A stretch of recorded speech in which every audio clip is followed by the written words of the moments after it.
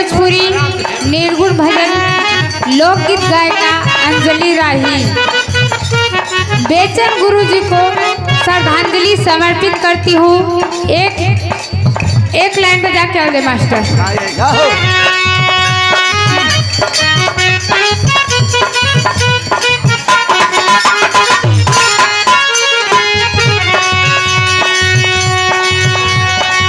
माटी पानी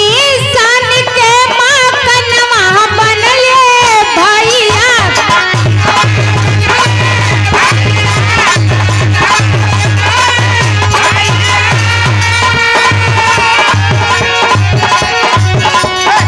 माटी पानी सन के माकनवा बनले भैया माकनवा बनले भैया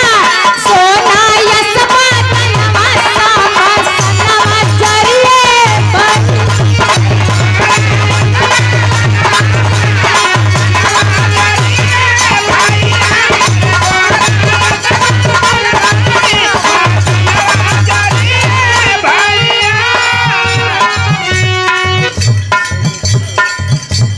क्या बात ए हमारे पानी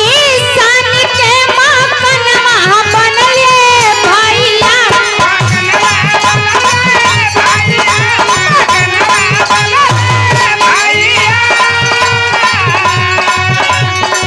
माटी पानी सन के माकनवा बनले भैया माकनवा बनले भैया सोना यस माकनवा सामसनवा जरिए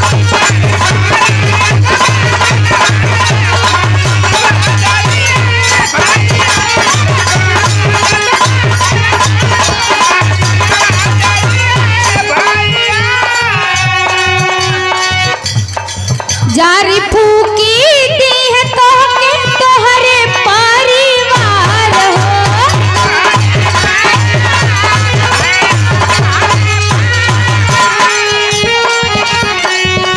अगिया लगाई है मुँह में